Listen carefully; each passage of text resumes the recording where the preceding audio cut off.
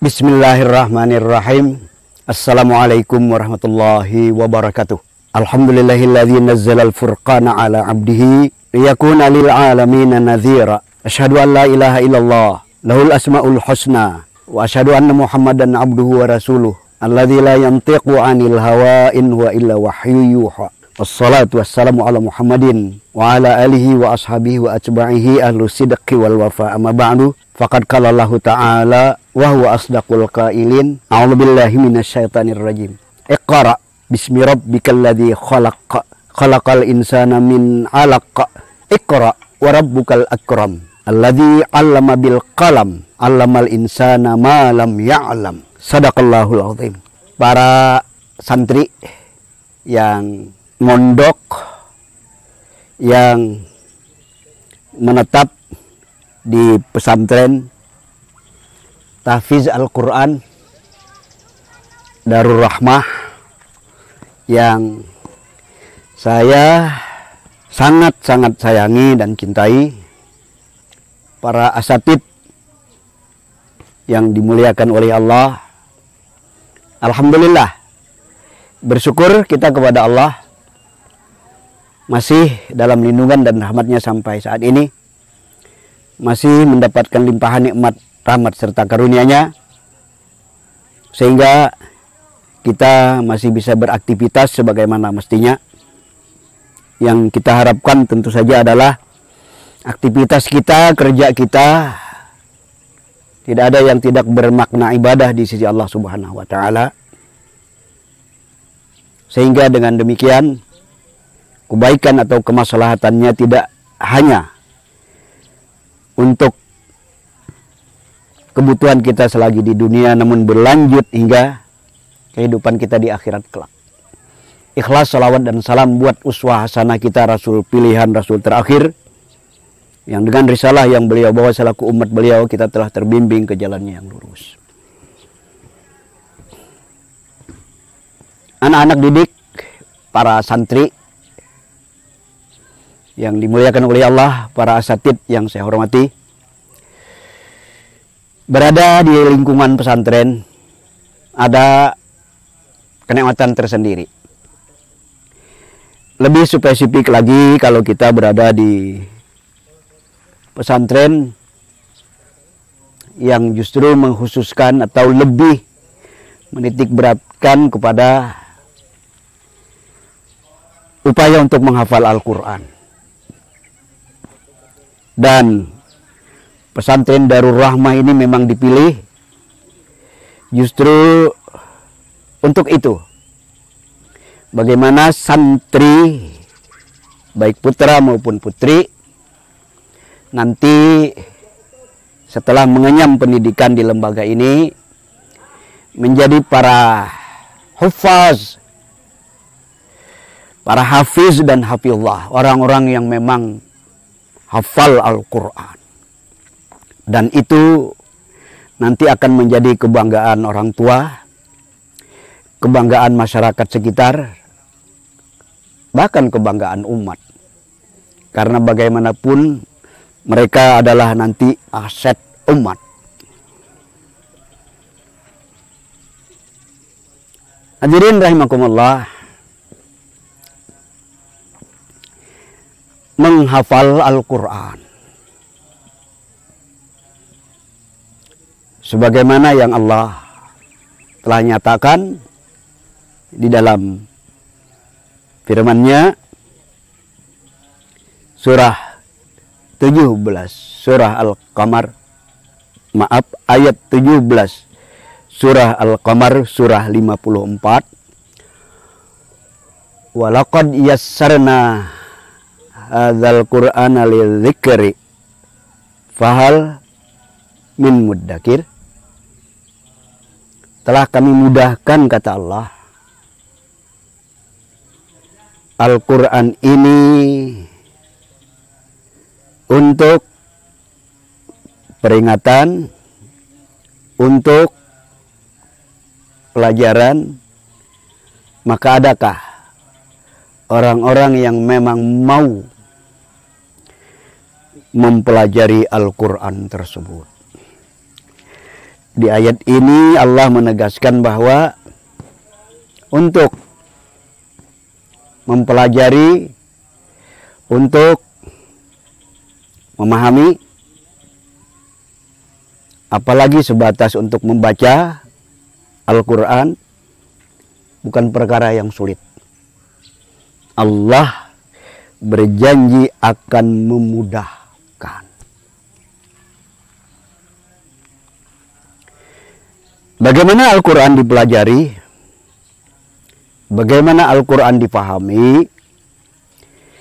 Tentu saja pintu masuk pertama adalah Al-Quran memang harus dibaca.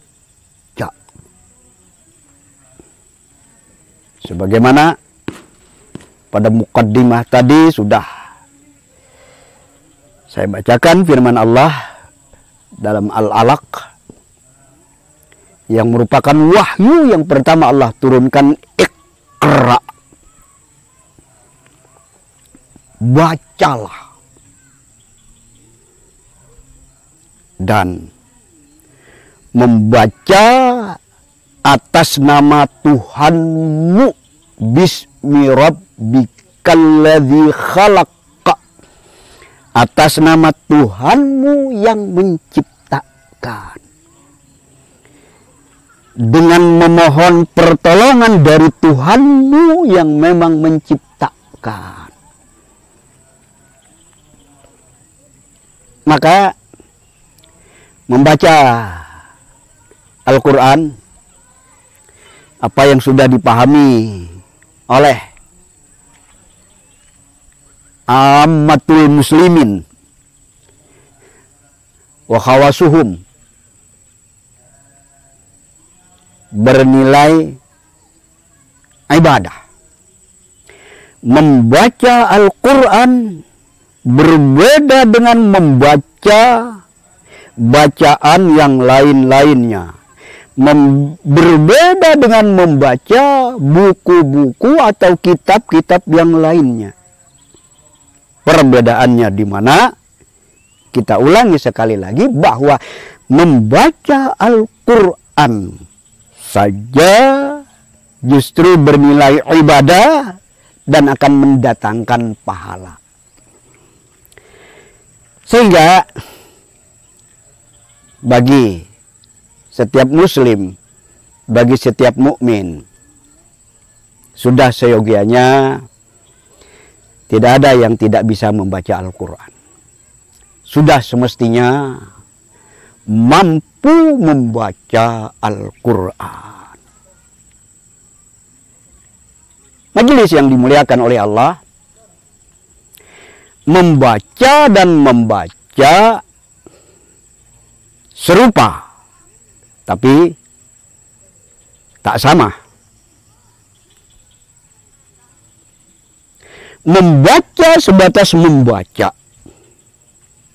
Dengan membaca disertai dengan tadabbur, disertai dengan perenungan, upaya-upaya untuk memahami. Disinilah nanti justru terdapat perbedaan dengan yang sebatas membaca. Oleh karena itu, saya mengatakan membaca dan membaca serupa, tapi tidak sama. Yang sepihak membaca sebatas membaca, yang sepihak membaca dengan perenungan, dengan pemahaman, dengan tadabbur, tentu ini yang memang senantiasa kita upayakan. Tapi tentu saja upaya untuk kemudian orang tidak hanya sebatas mampu atau bisa membaca, namun juga bisa merenungi, menghayati, meresapi, memahami apa yang dibaca. Sekali lagi memang tentu memerlukan yang namanya tahapan, memerlukan yang namanya proses. Tapi niscaya mesti diawali orang dengan kemampuan membaca. Tapi tidak pernah dan tidak boleh orang mencukupkan hanya dengan membaca. Janji Allah, janji Rasulullah yang diantaranya mengatakan bahwa kata Rasulullah, la aqul alif lam mim harfun walakin alif harfun lam harfun mim harfun walikuli harfin jaza atau kama qala Rasulullah sallallahu alaihi wasallam. Aku kata Rasulullah tidak mengatakan alif lam mim itu huruf, tidak. Alif lam mim justru terdiri dari 3 huruf. Dan setiap huruf ada ganjaran pahala yang Allah siapkan. Ini tidak pernah kita bantah dan memang tidak akan pernah bisa dibantah. Karena yang mengatakan adalah Rasulullah Sallallahu Alaihi Wasallam bahwa membaca Al-Quran akan berbuah pahala sebatas membaca. Namun kita tetap memberi catatan. Setelah tadi kita jelaskan, kita tidak pernah mencukupkan hanya dengan membaca, tapi juga ada usaha untuk memahami yang justru setelah itu atau selain itu, selain ada upaya memahami, maka juga yang memang kita mesti pahami dan mengerti kenapa sampai membaca saja bernilai pahala. Justru kenapa kita memang berusaha membaca Al-Quran, berusaha memahami Al-Quran, karena kita mengimani bahwa Al-Quran itu adalah kalamullah. Karena kita mengimani bahwa Al-Quran itu adalah hudan linnas. Ini kita imani, ini kita yakini kebenarannya. Al-haqqu min rabbika fala takunanna minal mumtarin. Kebenaran yang datang dari Tuhanmu, dan karenanya jangan sekali-kali kalian ragu-ragu akan kebenaran tersebut. Yang datang dari Tuhanmu itulah nanti dalam bentuk Al-Quran sebagai kitab yang maktub, yang tertulis. Nanti ada kitab yang tidak maktub, yang tidak tertulis. Semesta yang terhampar luas, jagat raya yang membahana, itu juga adalah ayat-ayat Allah. Itu juga adalah firman Allah yang memang terbentang di alam semesta. Firman Allah dalam bentuk wujud nyata alam semesta. Nah, sehingga dari sini kita memahami dan harus memahami bahwa nanti yang akan mendapat nilai pahala dengan membaca adalah orang-orang yang memang beriman, orang-orang yang meyakini kebenaran Al-Quran. Tidak akan pernah justru bernilai pahala bagi yang membaca, sementara dia tidak mengimani kebenaran Al-Quran, sementara dia tidak meyakini kalau Al-Quran itu adalah kalamullah, kalau Al-Quran itu adalah sebagai hudan linnas. Tidak akan bernilai pahala. Orang kafir, orang munafik, siapa lagi? Orang musyrik baca Al-Quran berpahala? Tidak berpahala, tidak bernilai apa-apa. Kenapa? Jawabannya jelas banget. Mereka membaca bukan karena mereka mengimani Al-Quran. Mereka membaca bukan justru bertujuan, bermaksud bagaimana Al-Quran dipahami. Yang dari pemahaman yang ada, mereka akan justru menjadikan huda, petunjuk di dalam menapaki hidup ini. Kan tidak untuk itu. Lah, sehingga tidak akan bernilai apa-apa orang yang membaca Al-Quran tanpa mengimani. Nanti orang-orang yang membaca Al-Quran berikutnya tentu saja tanpa juga merealisasikan atau mengaplikasikan ajaran-ajaran yang ada di dalam Al-Quran. Tapi kita bersepakat bahwa pintu masuk pertama untuk interaksi dengan Al-Quran, untuk membumikan Al-Quran adalah dengan membaca. Harus ada kemampuan membaca terlebih dahulu. Oleh karena itulah, ya saya selalu mengingatkan kepada ya anak didik, kepada para santri, ya, ini baru pintu masuk pertama. Dan kita akan masuk kepada pintu-pintu berikutnya. Pintu masuk pertama kita berusaha mampu membaca. Nanti berikut bagaimana ya justru upaya-upaya untuk justru mengerti, memahami kandungan Al-Quran. Itu juga memang bagian dari program kita, bagian dari planning kita di Pondok Pesantren Darul Rahmah ini. Hadirin yang dimuliakan oleh Allah, ayuhat talabah al-ahibba, bagian yang terakhir, kita tentu sudah harus ada upaya-upaya menselaraskan Al-Quran yang memang menjadi bacaan kita, Al-Quran yang kita usahakan untuk kita hafal, bahkan bukan sebatas kita baca, dengan keseharian kita. Kita di pondok, kita di pesantren, bagaimana setiap gerak dan aktivitas kita, kegiatan kita, itu justru menampakkan nuansa Qur'ani. Jadi nanti orang mau melihat Quran berjalan, silahkan ke pesantren Darul Rahmah. Ya itulah justru